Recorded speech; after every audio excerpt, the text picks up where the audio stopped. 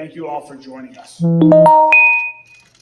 Yesterday was an incredibly difficult day for all of us in Louisville. I want to start by saying thanks again to everyone who pulled together to get through yesterday and to continue on today and the days ahead. First, that starts with our police officers. Chief, to you and your entire team, thank you all very much. In particular, thank you to Officer Wilt, Officer Galloway, who were two of the first officers to arrive on the scene to confront the assailant and to save lives. You and all of the colleagues at LMPD were true heroes yesterday and every day.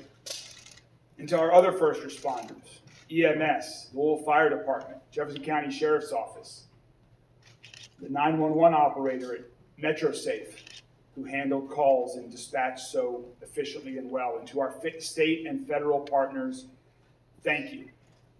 And also a special thanks to Dr. Smith, to you and all of your colleagues at the University of Louisville Hospital. Thank you for saving lives yesterday and for saving lives every day. I also want to acknowledge the rest of our Metro government team who dealt with the challenges, adapted to the circumstances, and did what was asked of them yesterday to help others in our community. Thank you for embodying the best of public service. As we talk about what's happened since yesterday, I have to acknowledge the painful fact that this awful act of violence at Old National yesterday has taken another life. Late yesterday, we learned that Deanna Eckert passed. She was 57 years old. She was an employee of Old National Bank. I knew Deanna also. Deanna was a very kind and a very thoughtful person. She was a wonderful woman who will be missed. Her death means another family in mourning and adds yet another layer of tragedy to this moment. I want to briefly read a statement from Old National Bank CEO Jim Ryan, who has asked me to read this on behalf of him and his colleagues at Old National. Quote, "There are no words to adequately describe the sadness and devastation that our Old National family is experiencing as we grieve the tragic loss of our team members and pray for the recovery of all those who were injured. Obviously, this is an incredibly difficult situation, and our entire focus is on making sure that everyone affected has the support and assistance they need. On behalf of everyone at Old National, I also want to acknowledge and thank Louisville law enforcement, the medical community, and state and local officials for their incredible response to this tragedy.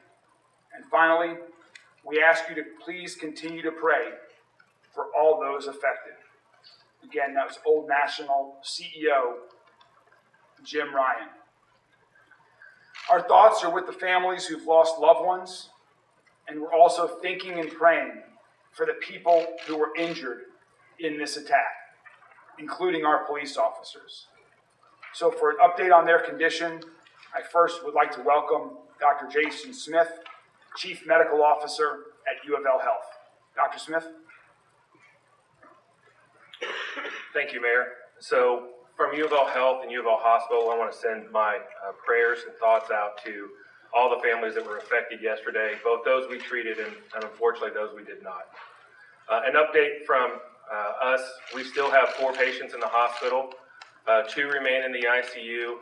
Officer Wilk still remains in critical condition, but we have been able to upgrade our other patient in the ICU to stable condition. The other 2 remain in the hospital being treated for non-life-threatening injuries.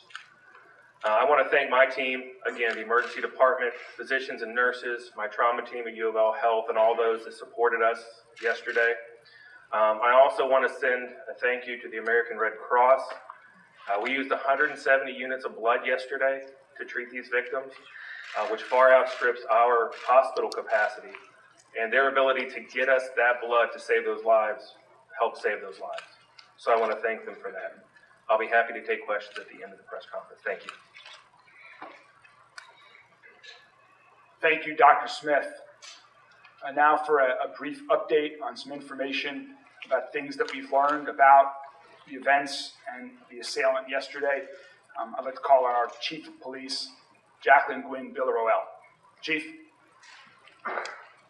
To the mayor and everyone who is in attendance on today, we have learned that the suspect in this incident was a current employee with Old National Bank.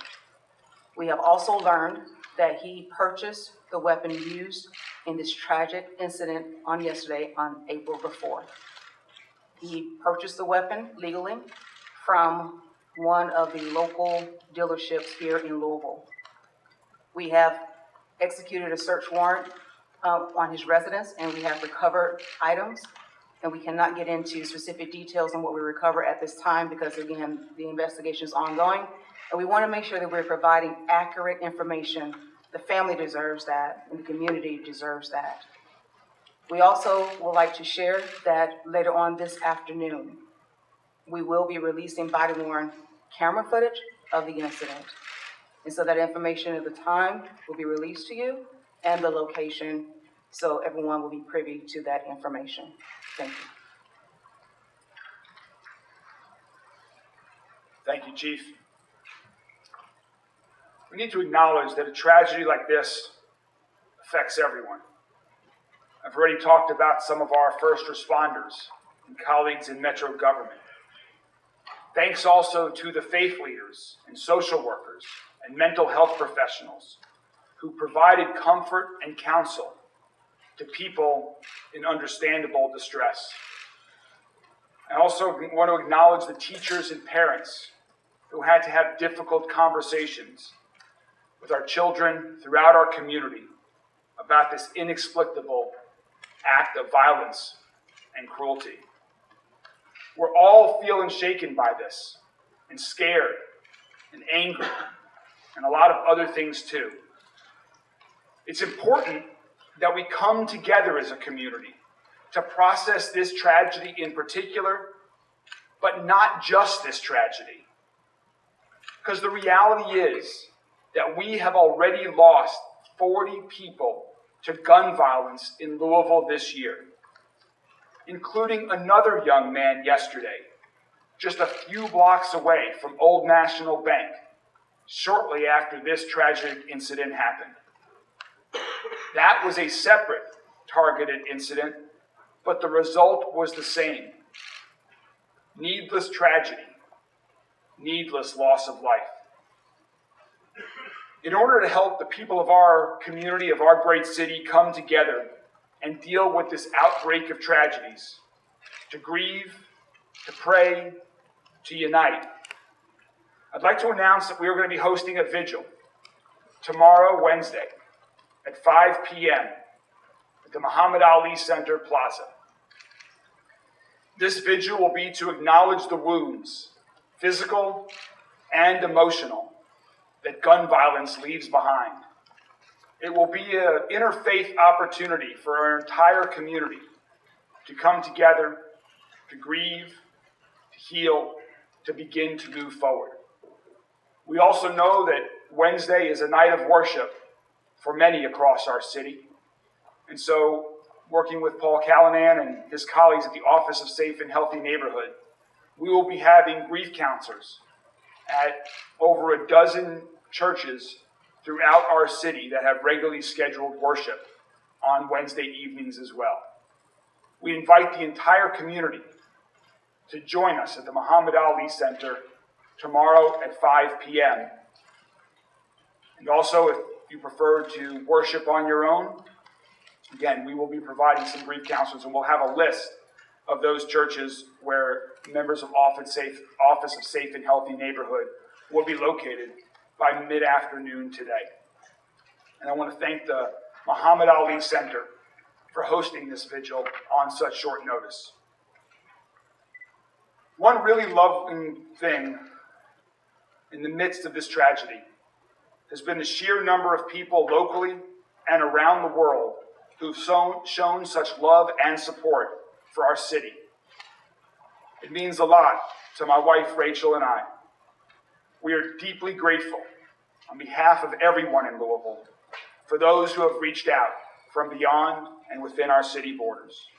There are so many people who want to do something, who have offered to help, who see this nightmare unfold and want to make it better somehow. We love and appreciate that so much. For those of you who are looking to take action right now, to show your support for the first responders who are trying to save lives, and for the victims of gun violence, one great way to do that is to donate blood. According to Johns Hopkins University, gunshot wounds require much more blood than other types of injuries. You just heard Dr. Smith talk about the amount of blood that was needed and used yesterday. He mentioned his thanks to the Red Cross. We're very thankful to the American Red Cross, so we encourage people to make an appointment to donate at redcrossblood.org. That's redcrossblood.org. We encourage everyone to donate blood, and if you can't, there are other ways to support the American Red Cross with donations or your time. So next, I'd like to call up Steve Cunanan, who's CEO of the Louisville Red Cross. Steve? Our thoughts and our deepest sympathies are with the people of Louisville and those that have been impacted by Monday's tragic shooting. At the request of local emergency management, on Monday, the American Red Cross Louisville area chapter and its volunteers helped support a family reunification center. The Red Cross continues to work with local authorities and their community partners and is helping to provide aid and assistance to those people affected by this tragedy. At this time, the American Red Cross is working closely with the University of Louisville Hospital, and as Dr. Smith has mentioned, we have provided more than 170 units of blood products to the hospital to treat those that have been affected by this. The Red Cross stands ready to provide additional blood and blood products upon the request. And as the mayor has mentioned, volunteer blood donors are needed each and every day to help save lives. This tragedy illustrates that it's the blood that's already on hand and on the shelves that helps during an emergency.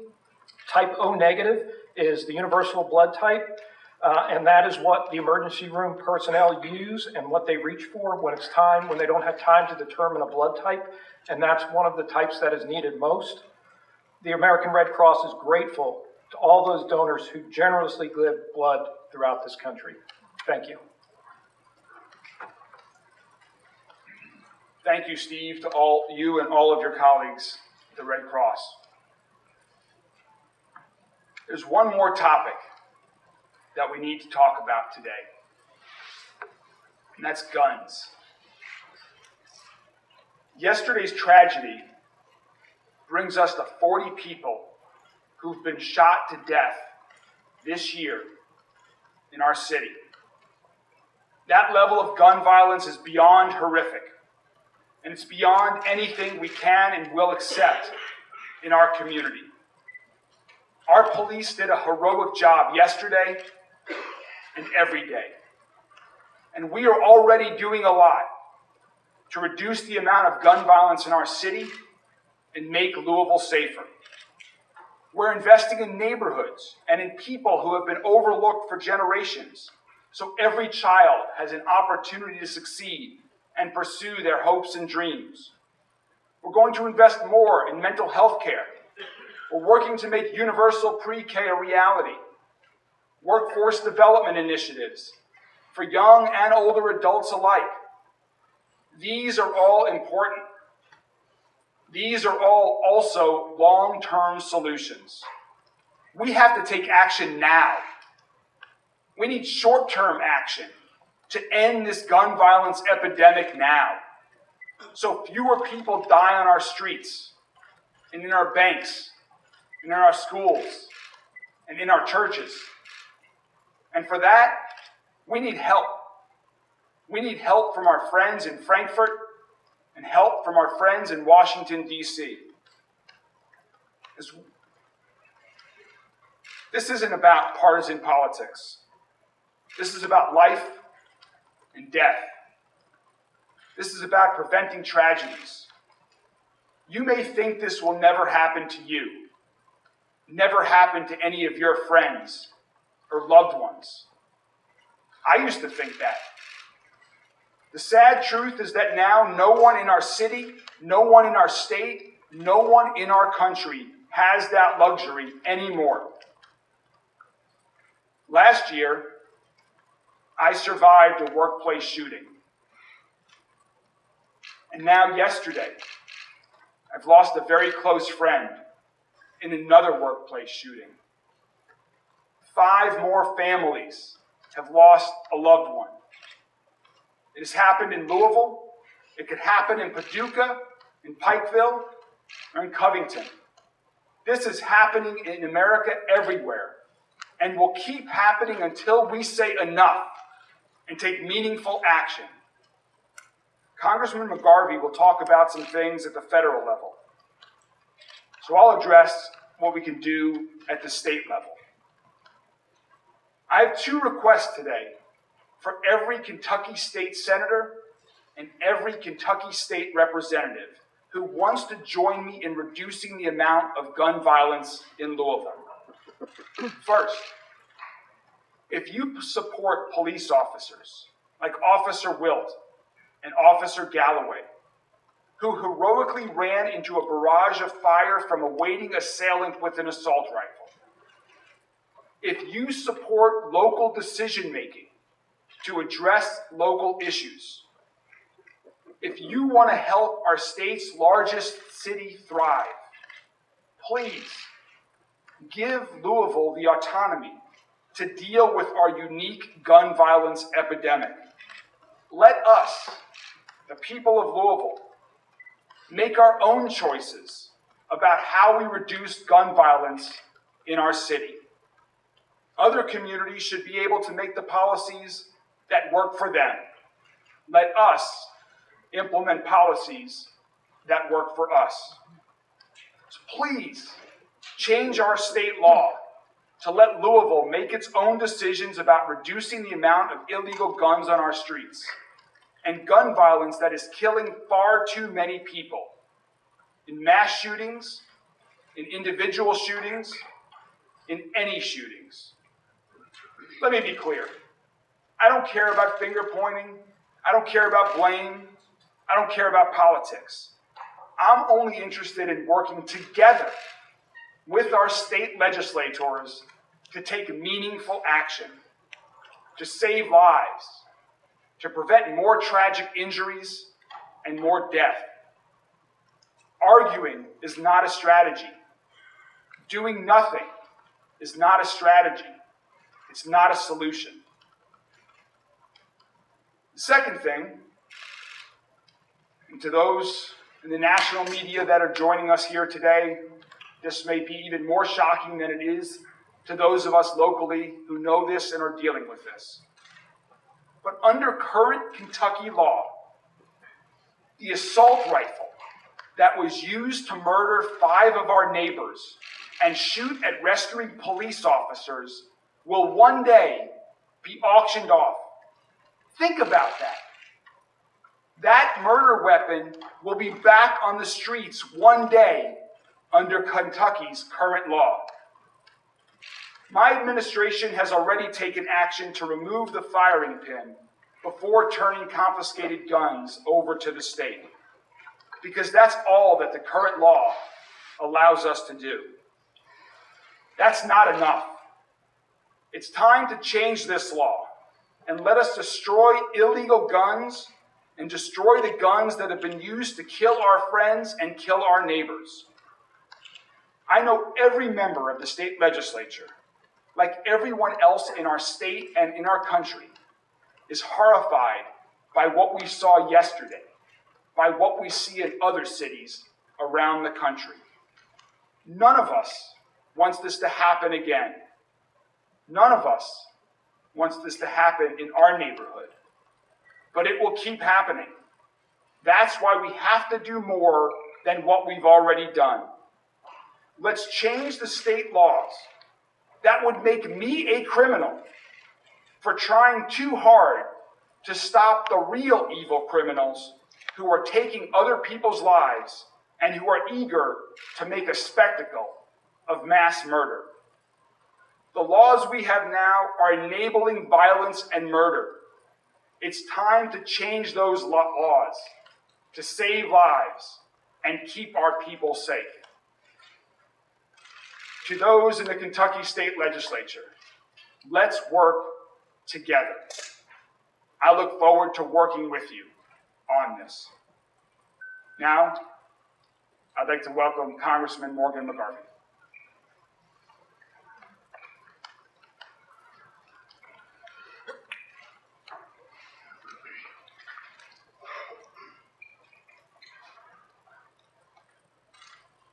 Morning. Thank you to Mayor Greenberg and your team, Rachel, for your leadership through this. I'm not here today simply as a congressman. I am a lifelong Louisvillian, born and raised here, and my heart hurts. I got the call yesterday when I was in Washington, D.C., and we didn't know exactly what had happened yet, but you got that feeling of dread, that something's wrong. This isn't normal. And then more information starts coming out. And the heartbreak begins. And the names start coming out. And we know them. And they're friends. Because this is Louisville. Louisville, Kentucky. The biggest small town in America.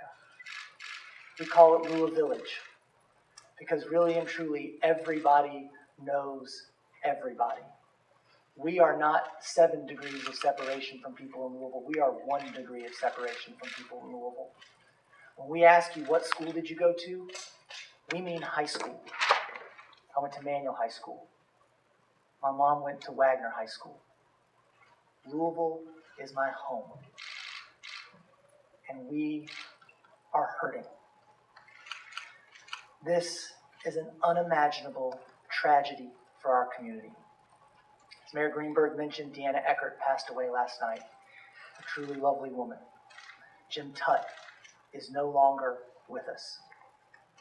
Josh Barrick is no longer with us. The woman who was the maid of honor in our wedding, and for whom we are the godparents of 2 of their children, called me yesterday from the Barrick's house and said, "I'm with Jessica Barrick. She hasn't heard from her husband. Can you find out if he's alive?" I called LMPD, and as they did everything yesterday, were quick in their response, I had to call back and say, "I cannot confirm anything, but he is not on the list of survivors." And she had to tell their 2 small children that their father would never come home from work. Juliana Farmer is no longer with us. Tommy Elliott, my friend, is no longer with us. Because it's Louisville, I didn't just know Tommy, I knew Tommy well. His wife even worked with my wife for a time at a company here in town. Their lives have been forever changed.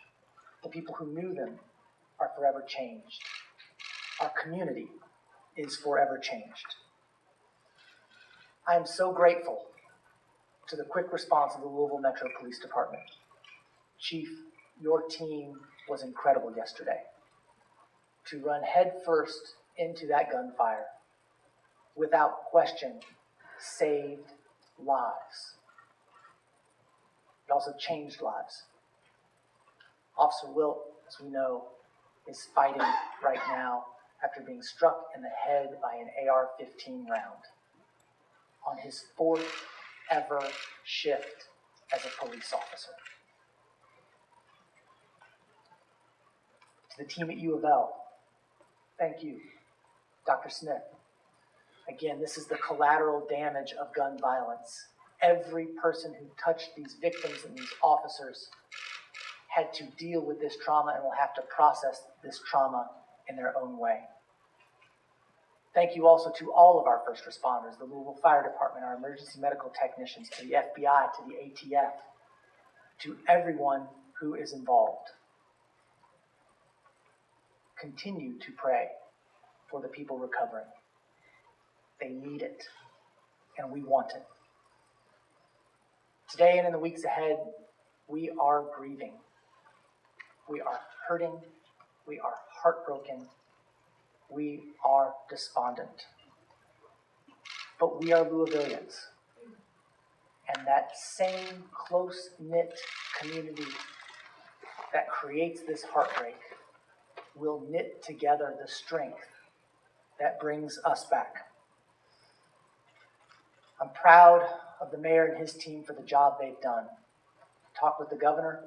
I've also worked with federal authorities, talking with Secretary Mayorkas at Homeland Security and the Vice President of the United States. They are sending additional resources to Louisville, including counseling resources. Unfortunately, this is not the first, second, or third time an incident like this has happened in our country. They know what to do, and they're going to be helping us out. I will continue with our federal and local officials to mobilize the resources we need, working with our police departments, our faith leaders, our city and state leaders to make sure that our city receives what it needs to begin healing. And we need to take this grief and turn it into action. I am a person of faith. I was raised in the church. We've raised our kids in the church. Please, if you are a person of faith and you want to give us your thoughts and your prayers, we want them and we need them. Our community is hurting. But we need policies in place that will keep this from happening again, so that thoughts and prayers do not have to be offered to yet another community ripped apart by the savage violence coming from guns. Look at what's happening. I had somebody tell me the other day, don't make this political. Fine, don't make this political. People's lives aren't political. Public safety isn't political. Put those policies in place that put people first. People over guns, kids over guns, public safety over guns. Because that is what we need to address this problem. I'm an optimist. Maybe to be a Democrat in Kentucky, you have to be. But I have seen us come together in the state legislature where I served before being elected to Congress, working with some of my conservative colleagues to introduce crisis aversion rights retention laws that would help temporarily remove firearms from people in crisis. This investigation is dynamic, it is ongoing. But we know this shooter purchased an AR-15 rifle on April 4th. We know he left a note. We know he texted or called at least one person to let them know he was suicidal and contemplating harm. But we don't have the tools on the books to deal with someone who is an imminent danger to themselves or to others. We can do this.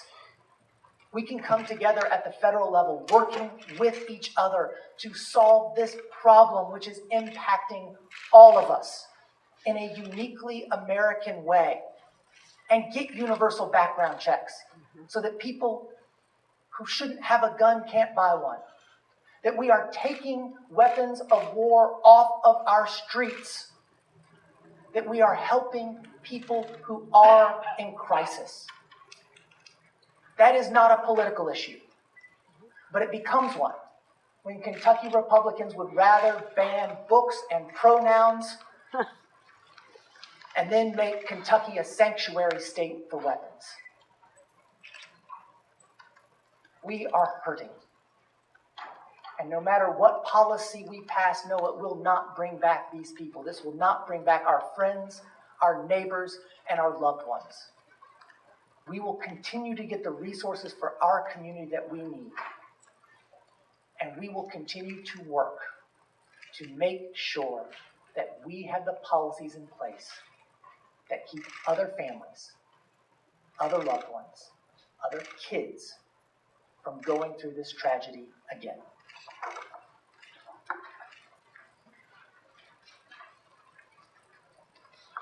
Thank you, Congressman McGarvey. Dr. Smith, Chief, Congressman, myself, we're available to take some questions from the media, and because we have many people joining us that we don't typically see, if you could please just let us know what your outlet is as we call on you. Yes. Sir, I'm from CNN, Mark Morales. If you could speak a little bit, or maybe the police chief could speak to the actual motive. Have we made any grounds on that to actually decide? Do we know what the motive is?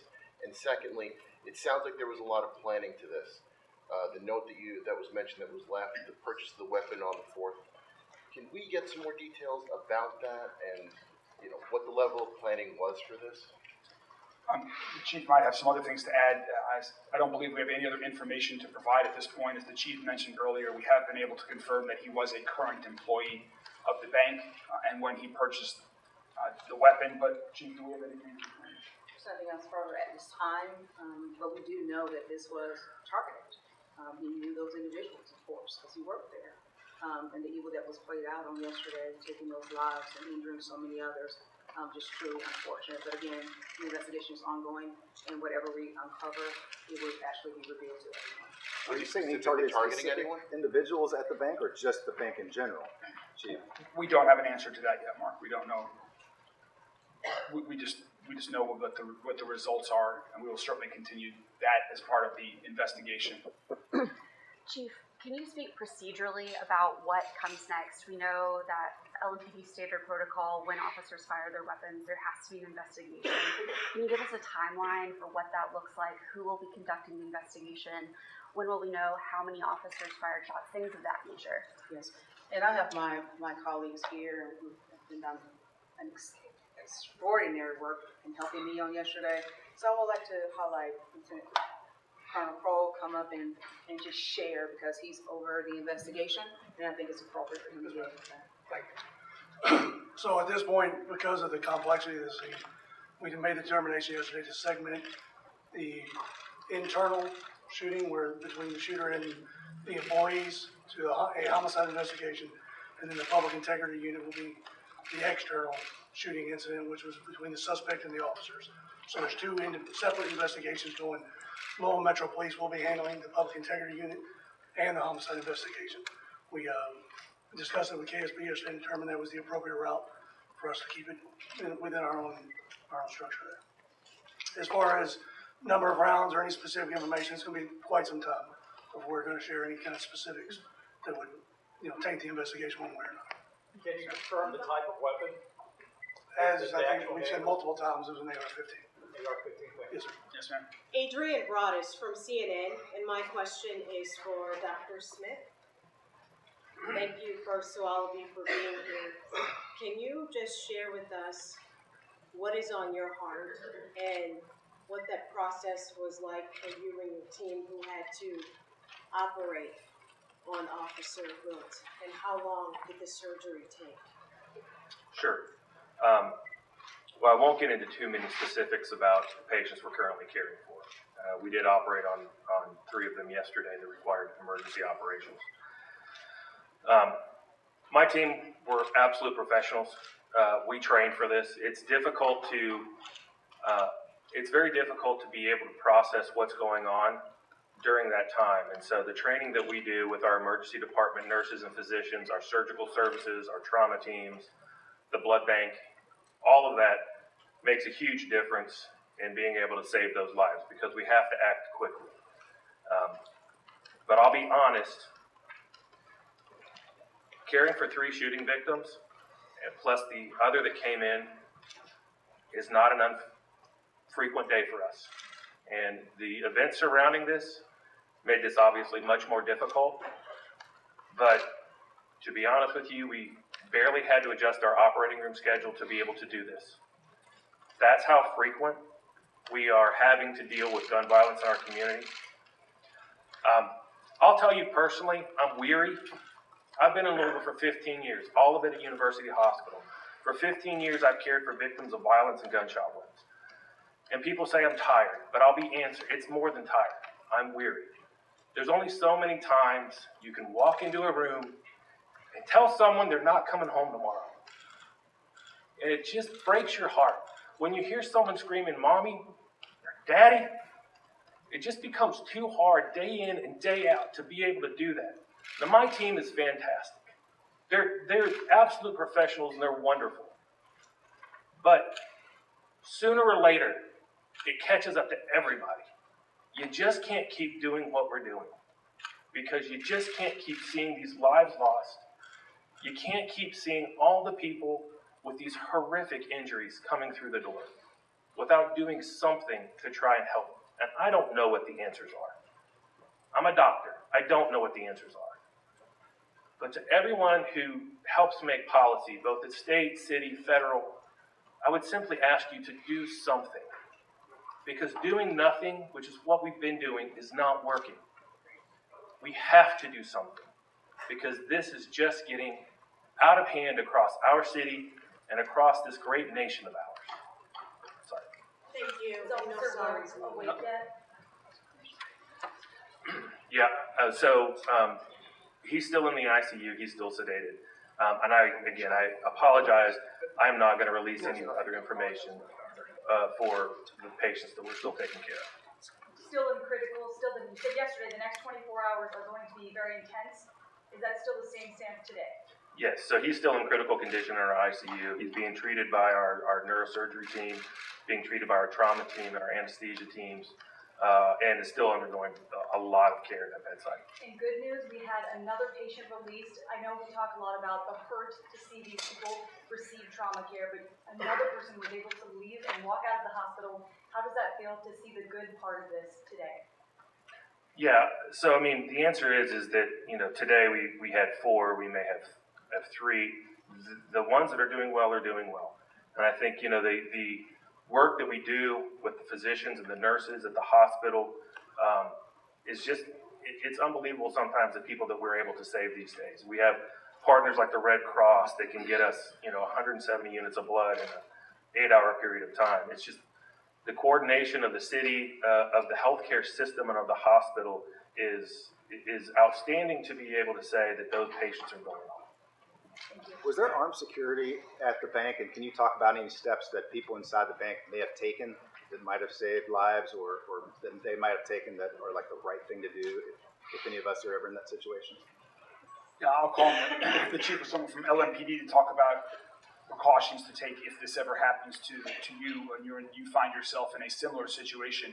I don't think we have the information yet on whether there were armed guards within the bank. We don't have any evidence that there was, but we have not yet confirmed that.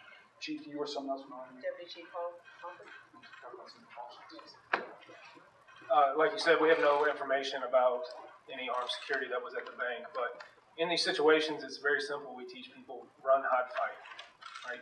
I can say that we do know that people saved their own lives yesterday when they heard the gunshots, and they either run or hid, and they got out of the danger area, and we are grateful for that. So run, hide, fight. Get out of the area. If you cannot get out of the area, hide. If you cannot hide safely, fight. Do not think that you do not have the capacity to fight back and save your life. When it comes down to it, that's the only choice you have, and you better fight like your life depends on it, because you have to. So run, hide, or fight. Erin Kelly with Spectrum News. How many people were inside at the time, and was this all confined to one room, the shooting? We don't have an exact number of people who were in the building or in the shooting yet. The shooting took place on the first floor, which is slightly elevated from the sidewalk because of the grade there. There were other people in the buildings. LMPD did clear the entire building in a very safe, rapid manner. So there were many other people in the building. We don't have those exact numbers yet. This question for the chief regarding Officer Wilt. Officer Galloway was also mentioned. First of all, is that his field training officer? That's right. Obviously, as we heard, this was his 4th shift on the job. Is it accurate to say he still did not hesitate in He did not hesitate. at all? At all. He was with his field training officer, and he did not hesitate. I'm just truly proud of the heroic actions of those 2 officers and everybody else that responded. They went towards danger in order to save and preserve life. And that's what you saw on yesterday. They stopped the threat so other lives could be saved. And so no hesitation, and they did what they were called to do. And how do you, as we've heard from Dr. Smith, being weary about his staff, having to treat gunshot victims over and over. Are you weary about your officers having to run into these deadly circumstances frequently? I'm not weary at this point as to what my officers are going to do because they've been standing up. They're still engaged. They're still serving the city. I'm weary that we're dealing with the violence, but I'm not weary that my officers are going to lay down and stop doing what they are told and trained to do. And they looked at me and they were truly amazed at how everybody came together. And one of the questions I asked them on yesterday, I said, if we don't go, who will? And they all nodded that they're going. And so we'll continue to go because the citizens of this great city depends on us. And so I'm just really proud of the resiliency of LMPD. The men and women of this great city is showing up and they're serving, and I appreciate them, and I appreciate the community support for our department. One question here. Mayor. 1 second, Isaiah. We'll get this question, and then we'll come over to you guys. Maggie Best over the DCU. Thank you all for this update and for having me to continue to expand throughout this. This is also for the chief. First, can you just confirm, was Officer Galloway the other officer shot during? Yes, ma'am, he was raised in the left side. I appreciate it. And what was his first name? What is his first name? I'm sorry. Corey. Corey. Corey? Thank you. Can you also speak to any potential history of red flags that may have existed with the suspect? We've heard about a possible voicemail via dispatch audio. I assume you've spoken to his family at this point, and we've heard about a possible history of mental health issues. So just any kind of context you can give about what may have led up to this, what you know now. Again, it's still ongoing, and we're just trying to piece everything together and just really unfold everything. But again, once we do have it all, you'll be able to receive that information in its totality and with accuracy, because that's important. So right now, we're just still at the beginning stages, and I know we want more, but we're right here, and just the family deserves us to get this right and continue to do it the right way. Could you confirm an existence of a note? I apologize. Is that something? Sorry? An existence of a note. I don't want to confirm that just yet. I couldn't hear the question. The confirmation of a note. Yeah, we're. Okay, so we're just gonna leave it right there for right now. Isaiah? Mayor, you share a relationship with many folks who work in that building. We have heard reports saying that the shooter was given notice of his termination of work there. Can you confirm that? That is not, from what I have been told from an official at the bank, that is not accurate. The shooter was a current employee of the bank. Not given any notice that he might be fired? Not to my knowledge. I don't believe that is correct. I don't believe that is correct. Mayor, you laid out a number of things that your administration has done thus far, but you've also issued a plea to the state legislature, two laws specifically that you would like to see them change or get changed. With that said, do you feel at this point that your administration or this government has done all it can to address the gun violence issue, and now the state legislature is essentially the only agency that can make a change its law to allow you to go further? We're going to continue to keep trying. We've been doing a lot. We've started to do things that had not been previously done, both in terms of short-term action with respect to reducing the amount of illegal guns on our street and long-term investments in people and neighborhoods. And we're going to keep trying. We've been working with our partners on the Metro Council.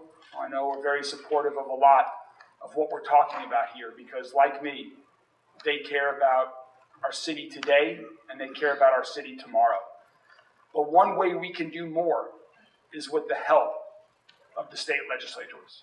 And that's why I'm reaching out to all of them today and will continue in the days and weeks and months ahead, is to help us, give us more tools in our toolbox to address this unique gun violence epidemic that we have in Louisville in a way that the members of the Metro Council and our administration and the people of Louisville feel is most appropriate to keep our city safe. Do you want to see a special session? I'm not calling for a special session at this time. I want to have conversations. I want to work on a plan, and I want to work on getting that implemented as fast as possible, and we can figure out those details later. I have a question for Dr. Smith. We were told about the 170 plus units of blood that was used yesterday. A lot of people have been asking how can they help. Speak about just, something as simple as giving blood and how that can help you all with your operations right now, because there are other patients outside of, this casualty, this unfortunate situation that happened yesterday that may need it in your operations. Yeah, there are always other patients, is the simple answer to that. When we appreciate everyone getting out, but donating blood now helps us in the future. And the lives that were saved yesterday were because of the American Red Cross and the blood they had on the shelves and the blood that they provided us. So going now to donate and continuing to donate is what's going to make a difference for the patients that are coming through the doors tomorrow, today, a week from now, a month from now. It's not just enough to go once, because the blood is a finite resource. It lasts a finite period of time. It needs a continual effort from all those in the community to help supply the blood products needed to care for those that are victims of violence, of trauma, of car accidents. And I think that is really the message to get out, is give blood and continue to do that. What were the names of the other two officers who were injured, other than Officer Wilt? One was Officer Galloway that we were talking about, and the third was... And that's correct. We had just another officer who just had a bruise on the left. It was not the result of a gunshot. Okay. The third officer was injured in the response, but not as the result of a gunshot. What's your name? Tara? 2 lens alerts were issued this morning for Dow Chemical and Eckerd America emergency testing. I wondered if that was in response to what happened yesterday, or if these are standard tests that are occurring. I'm not aware of anything in relation to that, so I don't have any information on that. Thank you. Yes, ma'am. In the blue. Sylvia Goodman with WFPL. We know that throughout the day yesterday, people were getting text alerts about the situation as late as, I think, 5 p.m. at night. I was wondering if you could kind of tell us how the text alert system was handled. Was it geographic? Any information on that? The most important thing in the immediate aftermath, in the minutes after that, was to ensure that our officers could respond, and that they could respond initially to the scene as they did, and then to secure the scene and start ensuring that there was access to the hospitals for the victims, and to get support to the victims who were there. That was the immediate focus, and so shortly after the shooting, an alert was sent out to encourage people to avoid that area. I understand that was well after the situation. The immediate danger had been addressed and neutralized, but we still wanted to keep people away from that officer. From that area, we had so many first responders of all sorts that were there, and we were trying to keep those lanes clear and people away from there so that they could focus on doing what they needed to do. One more question. Yes. Do we have any more details on the specific model of AR-15 that was used? Not at this time. Yes. Hi, my name is Madeline Mitchell with Cincinnati Firework. I know you've mentioned that he was a current employee, but do you have more details about how, where he gained entrance to the building? Was he waiting for his colleagues? Or when exactly, what's that timeline? He was a current employee who worked in that building, so he had access to the building as a result of being an employee in that. Was armed with multiple weapons or just an AR, and do we have an idea of how many rounds he was able to discharge in the short period? This question is how many ball use the police and how many use ball Connor? How many guns bring Connor? How many guns did the shooter have? Yes. And shot Connor and shot the police.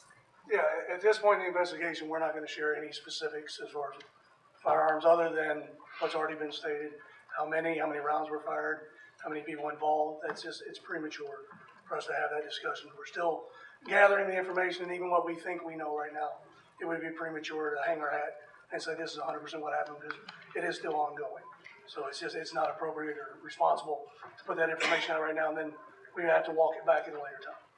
We have time for a couple more from folks that have not asked the question so far. Fox 56 News, will you be releasing the name of the officer who shot Connor, and will you be releasing any information on the time from when the shooting happened to the time that he was taken down by this officer? Will we know any more details?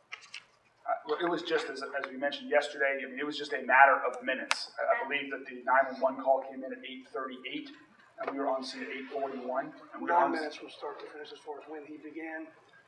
Then we were notified 3 minutes after that. And we responded 3 minutes after that. Can you go to the And within- microphone? Can you go to the podium? But the officer who shot. And we will get into more detail with this when we go through the videos this afternoon. But it's about a 9 minute span from the time he begins his assault. And then a few minutes after that, before we get the first call on it. 3 minutes after that, when we respond to the scene. And then about 3 minutes after we respond, the subject is neutralized. And the name of the officer who shot Connor. We've said multiple times, it's Officer Galloway. There's time for two more questions. Yes, sir, and then over on this side room. With the CJ, officers Wilk and Galloway, how were they able to get there so quickly? Were they in kind of position to, and just how in general was the department able to get there? That's their geographic area of responsibility, so they were patrolling in the immediate area when the calls came up. I'm sorry, did you say Officer Galloway is who shot the shooter? Yes. Yes. Phil Kirkos with CNN, along with being a rookie officer in the courage he displayed yesterday, can you confirm if Officer Wolf is still serving as a firefighter or EMT on a volunteer basis? Is Officer Will serving as still an EMT or? With LaGrange at all? He previously worked with the Oldham County. Previously worked in Oldham County. We don't have any other information on that. We, again, as was mentioned, we will continue to provide updates on all of this.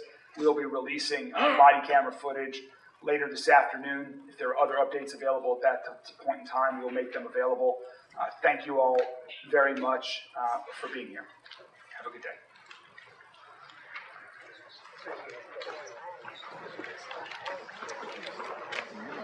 Okay, that concludes the press conference with the update on the status of the survivors of the mass shooting in Louisville, Kentucky yesterday at Old National Bank.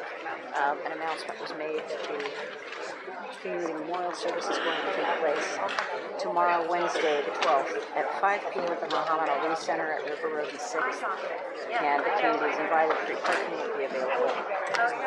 They are encouraging everyone to give blood as they raised 170 units of blood yesterday provided by the Red Cross, which needs to be replenished. So they are making an appeal for everyone possible who can to give blood today. At any